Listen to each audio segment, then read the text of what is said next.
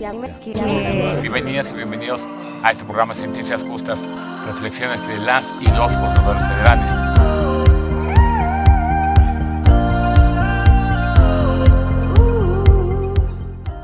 Bienvenidas y bienvenidos a este subprograma Sentencias Justas, reflexiones de las y los juzgadores federales.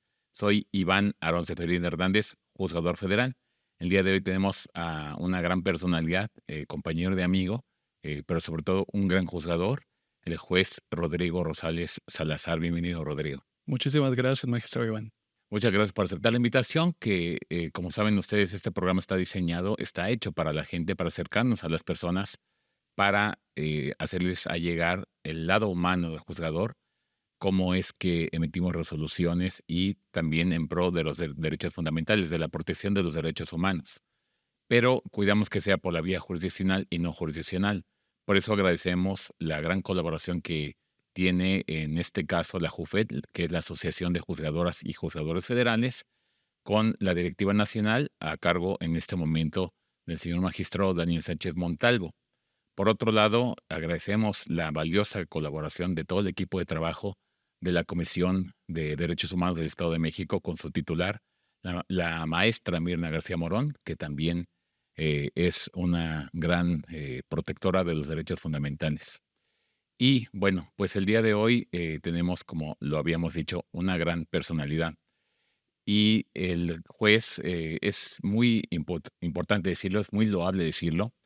Él viene desde los cargos más sencillos en el Poder Judicial, desde ser intendente hasta ser ahora un juzgador federal. Es toda una historia de vida, de esfuerzo, de una carrera judicial bastante prometedora y sobre todo impecable.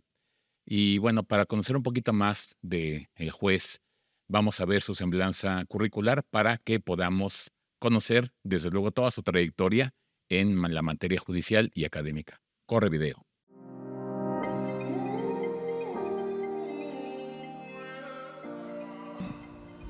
Rodrigo Rosales Salazar. Es maestro en Derecho por la Universidad Nacional Autónoma de México y licenciado en Derecho por la Universidad Autónoma Metropolitana. Tiene la doble especialidad en Derecho Penal y en Justicia para Adolescentes y maestro en Justicia Adversarial por la Escuela Federal de Formación Judicial. Ha desempeñado diversos cargos en órganos jurisdiccionales, como secretario proyectista en el Poder Judicial de la Ciudad de México y secretario en tribunales tanto colegiados como unitarios de circuito. Tuvo su primera adscripción como titular en el Juzgado Tercero de Distrito de Procesos Penales Federales en la Ciudad de México y actualmente se encuentra adscrito como juez de control en el Centro de Justicia Penal Federal en el estado de Querétaro. Pues una gran trayectoria, juez Rodrigo, desde realmente comenzar por el cargo básico, que es ser intendente, hasta llegar a ser juzgador federal. Esta historia de esfuerzo es algo admirable, desde luego. Generalmente los juzgadores tenemos este tipo de vida, de esfuerzo para poder llegar a lo que queremos realmente, que es la función jurisdiccional la que amamos y la que nos apasiona tanto. Y bueno, pues de este perfil, precisamente en materia penal que vimos, que en su momento estuviste en procesos penales federales en la Ciudad de México, ahora te encuentras en Querétaro, en el Centro de Justicia, deriva un asunto bastante peculiar. Los jueces, bueno, desde luego tenemos la obligación de hacer cumplir las determinaciones que se emiten. En este caso es una sentencia de quien llamaremos Roberto para solamente contextualizar a una persona en particular. Y Roberto fue sentenciado por un delito relacionado con hidrocarburos y eventualmente se le impuso la pena de 6 años. Obviamente, como tenemos público jurídico y no jurídico, cuando una pena rebasa de 4 años en materia federal, se tiene que negar algún beneficio. Esto se tiene porque así lo indica la norma, y quiere decir que Roberto estaba en libertad. Cuando se dicta sentencia condenatoria firme, él tiene que ingresar de manera voluntaria al reclusorio para que compurgue la pena. Fue la orden que libró el juez, pero ¿qué pasa cuando se libera esta orden para que él sea aprehendido y que ingrese a prisión, pero que hay una situación peculiar? La persona se encuentra en un estado de salud precario y grave, que pudiera o no ser compatible la pena de prisión con su estado de salud, pero esa ponderación tan compleja, tan realmente en el aspecto humano, jurídico y como juzgador tan compleja, tan difícil, se tiene que llevar a través de ciertos panoramas. El día de hoy vamos a ver este asunto para que podamos eventualmente imponernos de este caso en particular muy interesante y para que una vez que se pueda ya tener este panorama general, Rodrigo nos haga una relatoría realmente de qué fue lo que sucedió en su resolución judicial. Corre video. Hoy hablaremos de un caso que desafía las nociones convencionales de justicia y compasión. ¿Qué sucede cuando la ley choca con la salud crítica de un condenado? Conoceremos la historia de Roberto, su condena y el veredicto final que sorprendió a muchas personas. Estamos en la ciudad de Querétaro, donde un caso no solo puso a prueba los límites de la ley, sino también los del corazón humano. Roberto, condenado en mayo de 2022 por un crimen relacionado con hidrocarburos, enfrentaba una sentencia de 6 años. Hasta ese momento se encontraba en libertad y fue requerido por el juez para que ingresara a prisión voluntariamente. Ignorando la orden de ingresar a prisión, su libertad pende de un hilo, pero el destino interviene de formas inesperadas. ¿Qué debe hacer la justicia cuando la vida de un hombre está en riesgo? Al no acatar la indicación judicial, se libró orden de aprehensión en su contra, pero su situación cambió drásticamente debido a su estado de salud. Roberto se encontraba en cuidados de crisis de hipertensión, porque habría sufrido previamente un accidente cerebrovascular, por lo que los agentes preguntaron al juez si debían o no materializar la aprehensión de la persona. Durante la audiencia especial convocada por el juez, se presentaron pruebas críticas que serían decisivas para su destino. Expertos en neurología clínica y personal médico que lo atendía testificaron sobre su condición. 1. Revelaron que Roberto sufría de una grave afectación en su movilidad con hemiaparesia, limitando significativamente su lado izquierdo. 2. No podía realizar las actividades más básicas sin ayuda, dependía completamente de una silla de ruedas y el apoyo constante de terceros. 3. La posibilidad de que su estado de salud se agravara bajo estas condiciones era alta, con un riesgo significativo de que los eventos vasculares cerebrales se repitieran. Ante estos hechos, el juez Rodrigo Rosales Salazar tomó una decisión compasiva, pero fundamentada legalmente. En lugar de la prisión, el juez optó por un régimen de vigilancia supervisada en el domicilio de Roberto. La Comisión Estatal del Sistema Penitenciario de Querétaro sería responsable de su supervisión, permitiéndole salir únicamente para recibir tratamiento médico. Finalmente, dado que se trata de una resolución peculiar de la cancelación de una orden de aprehensión, el juez Rodrigo Rosales Salazar nos explicará en este programa las consideraciones de su determinación. Muy interesante asunto porque aquí pues hay una orden judicial que se tuvo que suspender para verificar su estado de salud, pero vamos a ver a conciencia este asunto, Rodrigo, si nos puedes narrar todo lo que ha pasado en este asunto, todo lo que pasó y en qué concluyó para tener ahora sí que la fuente directa que es el juzgador en su resolución, por favor. Muchas gracias.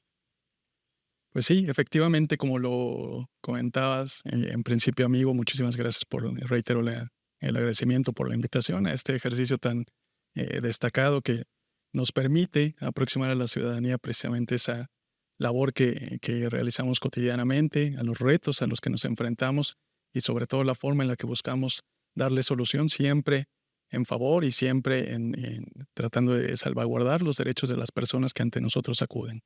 Entonces sí, efectivamente fue un asunto que tuvo estas peculiaridades de esta persona que ya había sido condenada evidentemente por la comisión de un delito, que había sido declarada penalmente responsable, que cuando se le procesó no se encontraba sujeto a alguna medida cautelar restrictiva de libertad, entonces eso efectivamente motivó el hecho de que se le requiriera, una vez que se hizo esta declaratoria de responsabilidad, que se le impuso una pena que no ameritaba, por el quantum de la misma, que no ameritaba un beneficio sustitutivo o suspensivo de la pena, se le indicó que debería de internarse voluntariamente en el centro penitenciario respectivo y en ese sentido desacató esa instrucción y con motivo de ello se le consideró evadido de la acción de la justicia. Y estuvo así cerca de 6 meses evadido de la acción de la justicia hasta que me informaron elementos de Guardia Nacional que ya habían localizado a la persona, que pretendían materializar esa orden de reaprehensión. Sin embargo, que habían, en principio, que habían localizado al señor Roberto en su domicilio, en el domicilio que había proporcionado durante toda la secuela procesal, el que había señalado en actuaciones, y que se encontraba bajo el cuidado directo de su familia.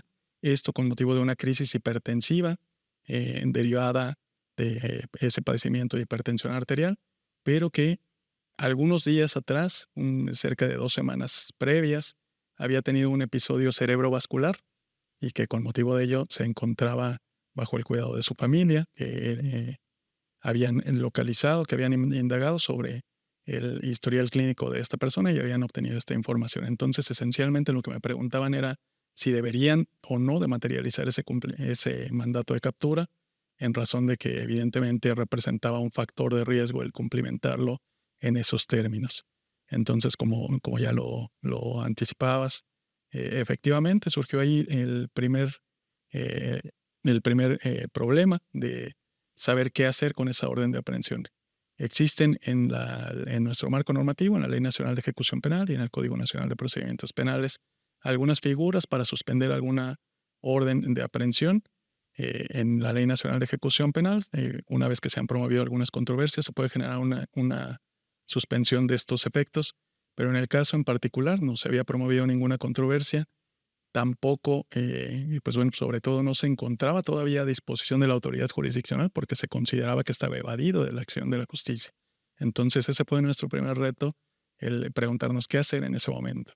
Finalmente, en atención a la mayor tutela del derecho a la salud que tenía el señor Roberto, determinamos suspender esa orden de aprehensión al considerar que efectivamente podría constituir un factor de riesgo, pues no sabíamos o no conocíamos a ciencia cierta la condición de salud actual de esta persona, la magnitud de ese evento cerebrovascular que había tenido previamente, cuáles habían sido las secuelas del mismo y, insisto, sobre todo maximizando ese derecho a la salud. Además, incluso al considerar que ya no se encontraba evadido de la acción de la justicia, sino que se encontraba localizable en el domicilio que había proporcionado en actuaciones. Y sí, pues anticipando la figura de la sustitución de la pena de prisión prevista en la Ley Nacional de Ejecución Penal, particularmente en el artículo 144 de esa norma, dimos vista a las partes, particularmente a la defensa del señor Roberto, a la Defensoría Pública Federal en ese caso, precisamente instándolos un poco a que analizaran esa situación y precisamente con motivo de ello, la Defensa Pública Federal del señor Roberto promovió precisamente una controversia instando esa figura que se halla en el artículo 144, insisto, de la ley de la materia, que alude a esa sustitución de la pena de prisión por una pena o una medida de seguridad no privativa de la libertad, cuando esa sanción de prisión es incompatible con la condición de salud de la persona sentenciada. Claro. Esto atendiendo a ese grave estado de salud que en el caso se había advertido y que se encuentra establecida este supuesto en la fracción tercera de ese numeral. Entonces, con motivo de ello, llevamos la secuela procesal de esa controversia y la defensa aportó algunos elementos convictivos, esencialmente relacionados con el historial clínico del señor Roberto, con el testimonio de sus médicos tratantes e incluso se citó al personal médico del centro de reclusión en el que habría de compurgar esa pena el señor Roberto para que emitieran una opinión sobre si era compatible su condición de salud con esa pena de prisión y que la pudiera compurgar al interior de un centro penitenciario o si esto no era materialmente posible. Y con motivo de ello se llevó la secuela procesal, insisto, llegamos a la audiencia respectiva, se escuchó el debate de las partes. La fiscalía en ese momento, si bien no se opuso terminantemente a ese planteamiento procesal de la defensa, sin embargo, sí expresó algunas consideraciones tratando de sustentar el hecho de que era factible que el señor Roberto con purgar la pena de prisión en el centro penitenciario, dado que sí podría contar con atención médica, que incluso había algunas terapias de rehabilitación, y destacando además que existían otras personas que tenían alguna discapacidad en alguna magnitud al interior del centro penitenciario.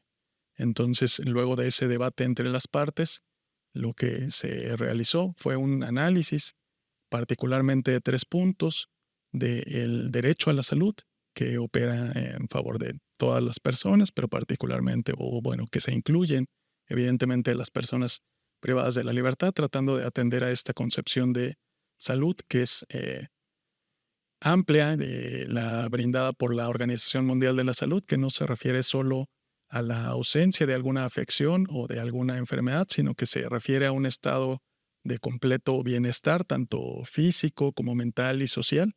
Entonces, tratar de considerar esta concepción amplia de ese derecho a la salud.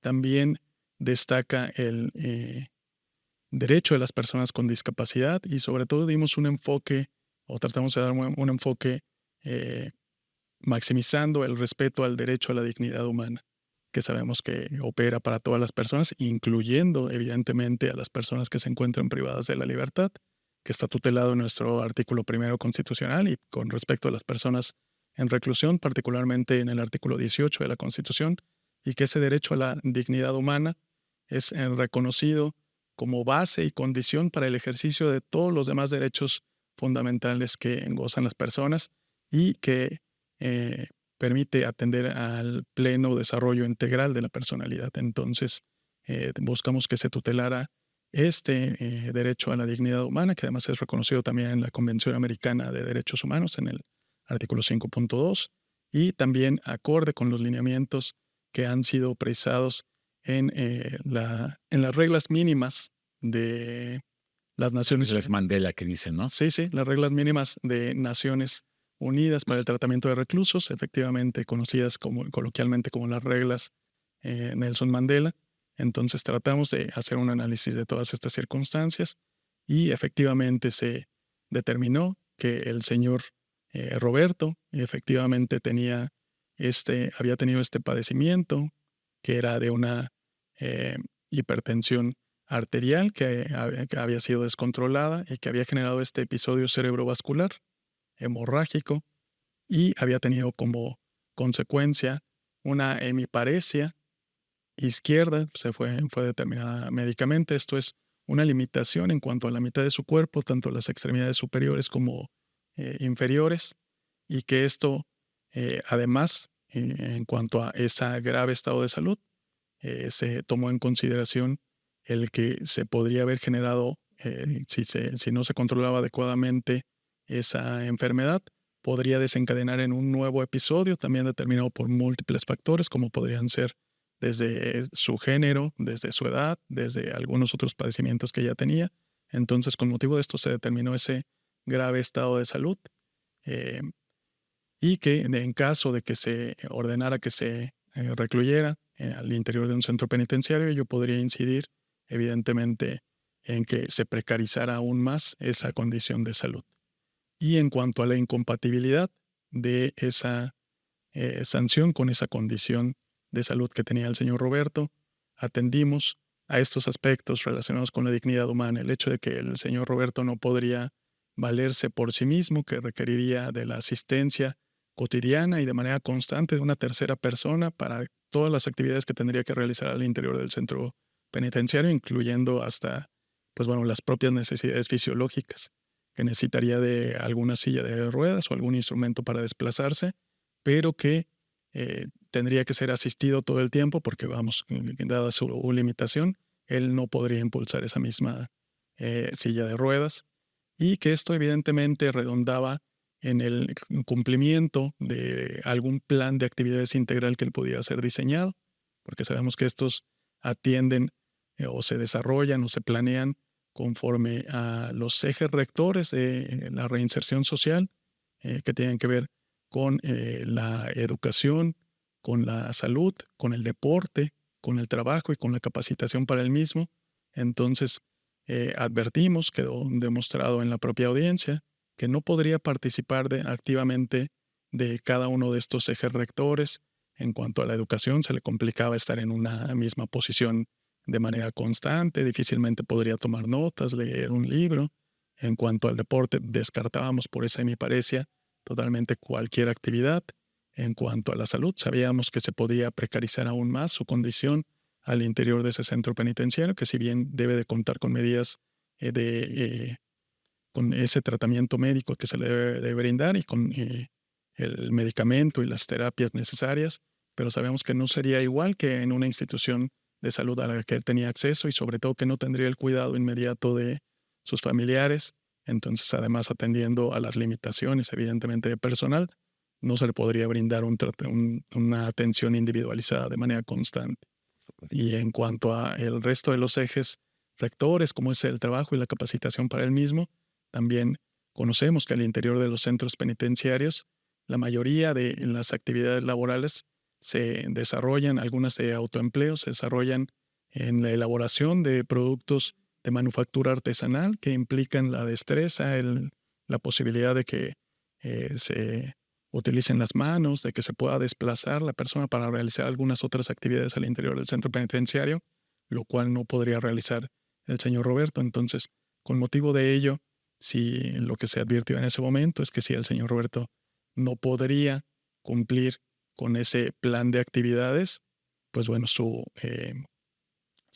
internamiento al interior de un centro penitenciario pues no cumpliría con los fines del sistema penitenciario, que se relacionan esencialmente con la reinserción social y con el hecho de procurar que las personas no vuelvan a delinquir. Entonces, con motivo de ello, pues bueno, al no tener ese propósito, la pena que habría de compurgar, pues más bien podría equipararse incluso a un acto cruel e inhumano, el hecho de que estuviera sometido a una pena con ninguna otra finalidad que no fuera el castigo, que sabemos que se ha apartado esta concepción de nuestro sistema penitenciario actual. Entonces, con motivo de ello, fue que decidimos que era procedente generar esta sustitución, que se actualizaba esta figura de la sustitución de la pena de prisión por una medida de seguridad no privativa de libertad en razón de esa condición grave de estado de salud y la incompatibilidad de esa condición con la compurgación de la pena. Entonces, lo que se determinó finalmente fue generar la sustitución de esa pena de prisión por una vigilancia supervisada en su domicilio a través de la Comisión Estatal del Sistema Penitenciario, que pudiera seguir vigilando y que de manera periódica estuvieran al tanto de su condición de salud como de la supervisión de esa medida, y que evidentemente la Fiscalía podría solicitar en algún momento la revisión de esa medida, pero sí para el caso de que variara la condición de salud del señor Roberto. Pero en esos términos esencialmente fue dictada la resolución, insisto, buscando maximizar el derecho a la salud de la persona y sobre todo a la dignidad humana. Muy interesante el asunto, pues, Rodrigo. Sobre todo, es importante porque tenemos público que son abogados, otros que no lo son, contextualizar un poco el que es un régimen de excepción. Este régimen de excepción es porque la regla general o genérica es que cuando se dicta una pena de prisión o una prisión preventiva, la persona va a estar, desde luego, en un penal, en la cárcel. Pero hay regímenes de excepción donde, por alguna razón en particular, la ley permite que se puedan compurgar de una manera diferente, en un lugar diferente. Esto sucede con las personas, como bien lo indicaste, que tienen un estado precario de salud grave, o por ejemplo con mujeres embarazadas. ¿Por qué doy este contexto? Porque hay otros panoramas que también son muy importantes definir, como el nivel de convencimiento que debe tener el juez para poder determinar una sustitución. Tuve un asunto como juzgador donde eventualmente es una prisión preventiva. En esa época era oficiosa, cuando todavía no había esta evolución de derechos humanos, se tenía que imponer en automático, no había otra referencia normativa al respecto. Y bajo este panorama era una mujer que cuando estuvo detenida ante el Ministerio Público dio positivo a una prueba de embarazo preliminar, y entonces es muy curioso porque llega a la audiencia inicial y me pide la defensa pública que pues haga el régimen de excepción de la prisión preventiva para que ella esté o en un hospital o en su casa porque está embarazada, ¿no? Y bueno, pues evidentemente, pues yo como juzgador me tengo que asegurar que la persona esté realmente embarazada, porque me acuerdo que parte de los alegatos de la defensa era, pues es que el interés superior del menor, ya hablando como si hubiera un niño, un bebé, ¿no? Pues desde luego no tenía los elementos suficientes para poder determinar esta cuestión y lo que sucedió es que eventualmente tuve que mandar a hacer algunos análisis al respecto y la prueba salió negativa, es decir, fue un falso positivo. Entonces, de haberme convencido con una prueba preliminar que tenía esta calidad, hubiera mandado a su casa a una persona no embarazada. Entonces, ¿por qué doy este contexto tan largo, juez Rodrigo? Nos gustaría que al público nos explicaras cuál es el nivel de convencimiento que debe tener el juez para poder dar lugar a este régimen de excepción, porque lo había pedido primeramente la defensa, pero tú no estabas convencido. Pero hiciste algo realmente bastante elocuente, bastante peculiar, por llamarlo así, que es suspender tu propia orden de aprehensión que habías librado contra esa persona para verificar su estado de salud. ¿Qué nivel de convencimiento para dar lugar a este régimen de excepción debe tener el juez para que se pueda sustituir la pena de prisión en este caso? Correcto, pues en ese primer momento para la suspensión de esa orden de reaprehensión, atendimos realmente a un nivel de convencimiento bajo, no realizamos una exigencia demostrativa exhaustiva, debido a que era únicamente para el cumplimiento de esa orden de reaprehensión, pero que en ese momento sobre todo no sabíamos las condiciones de salud específicas. Nos habían presentado un historial clínico que habrían conseguido los elementos de Guardia Nacional que pretendían materializar ese mandato de captura, pero no tendríamos aún el pronunciamiento de un experto en la materia, de alguien que hubiera Claro. tomado conocimiento de manera directa de la condición de salud, Un peritaje algún médico. científico o algo así. Exactamente. Entonces, para ese momento, únicamente nos bastó esa información que procedía de un nosocomio público, el historial clínico que nos presentaron. Con ese consideramos que era suficiente, al menos para dar pie a este otro paso que fue después y a dar vista a las partes con esta condición y que pudieran promover esa controversia en la que efectivamente ya ahora fue necesario la actividad probatoria de las partes y que en una audiencia pudieran cada uno de ellos tratar de demostrar su planteamiento procesal, en este caso particularmente la defensa, ya con el historial clínico, pero sobre todo con la opinión de los médicos tratantes y también incluso mencionaba ya el testimonio, la opinión del personal médico al interior del centro penitenciario que nos podría dar claridad sobre cuál iba a ser la condición del señor Roberto. Entonces, ya esa actividad probatoria, esa actividad demostrativa, se llevó como opera en nuestro sistema, nuestro sistema penal acusatorio, se llevó ya con base en la dinámica de audiencias y realizando un debate entre las partes y generando esta actividad probatoria entre ellas. Entonces, con motivo de ello fue posible arribar a ese convencimiento de ese estado de salud precario, de ese grave estado de salud que tenía el señor Roberto y de la incompatibilidad que tenía esa condición con la compurgación de la pena al interior de un centro penitenciario.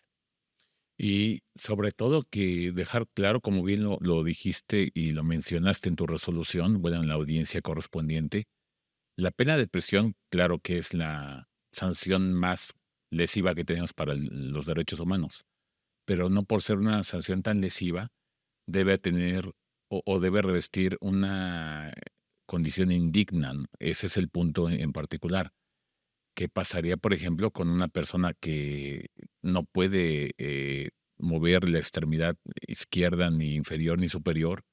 Tiene que, incluso para ir al baño, tener ayuda de terceros que no se lo va a brindar absolutamente nadie en prisión, porque los internos van a tratar de solventar su propia vida, no la de terceros o personas, o pudiera ser que sí, pero es algo realmente no muy garantizable, ¿no?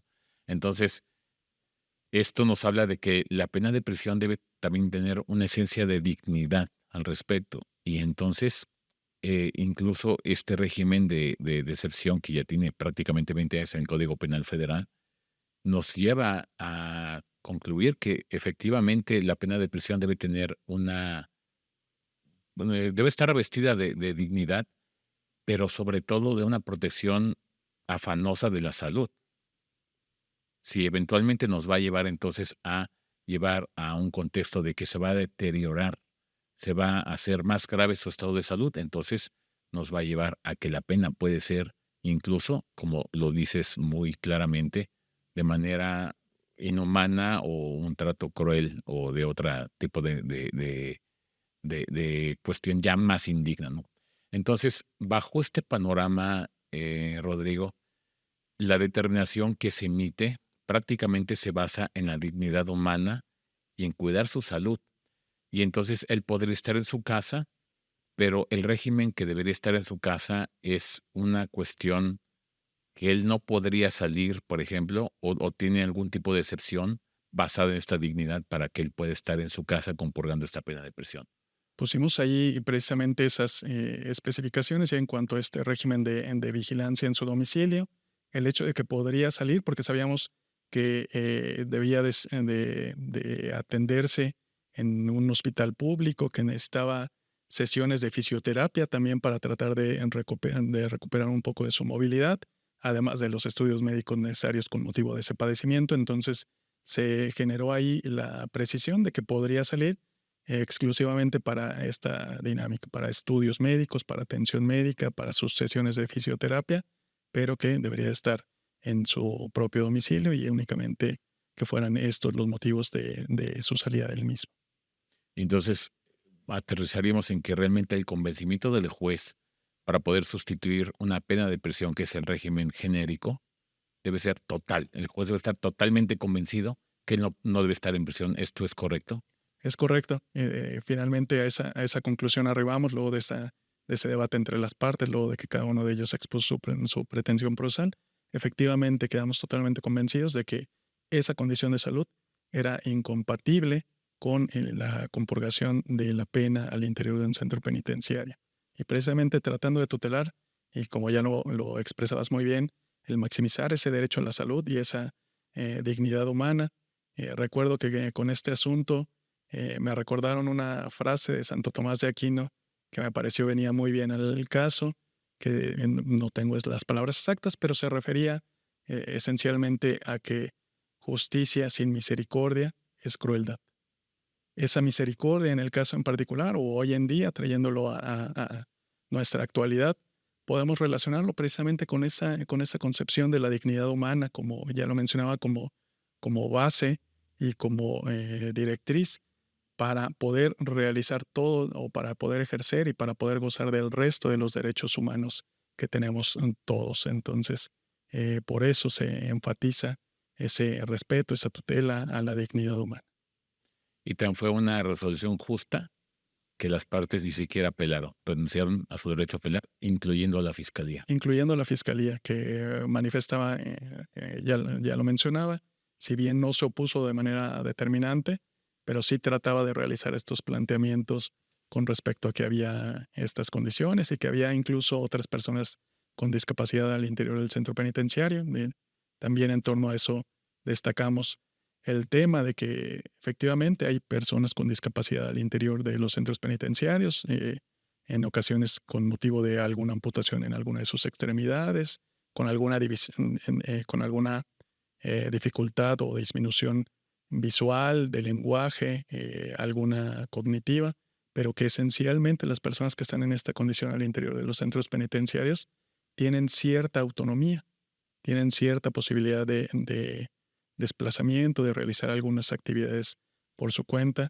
En el caso en particular no se actualizaba así con el señor Roberto al haber advertido y haber quedado justificada esta situación de que necesitaría de apoyo constante y cotidiano de una tercera persona para las necesidades más básicas y que además también se destacó en ese debate que para el caso de que tuviera que compurgar esa pena al interior del centro penitenciario, estaría confinado a un solo lugar, a una sola área de enfermería, del cual evidentemente no podría salir ni participar, como ya lo mencionaba, de otro tipo de actividades relacionadas con ese plan integral de actividades que se les debe de asignar a todos los internos y que deben de ser además partícipes en su elaboración. Entonces, esto no podría darse con el señor Roberto, y por eso destacábamos esta circunstancia de que se podría equiparar a un trato cruel e inhumano la compurgación de esa pena con la única finalidad de castigar. Pues Rodrigo, gracias por compartirnos tus conocimientos, el caso en particular con la sociedad y sobre todo por emitir una sentencia justa. Te agradecemos mucho. Muchísimas gracias. Bienvenidas y bienvenidos a este programa Sentencias Justas, reflexiones de las y los juzgadores federales.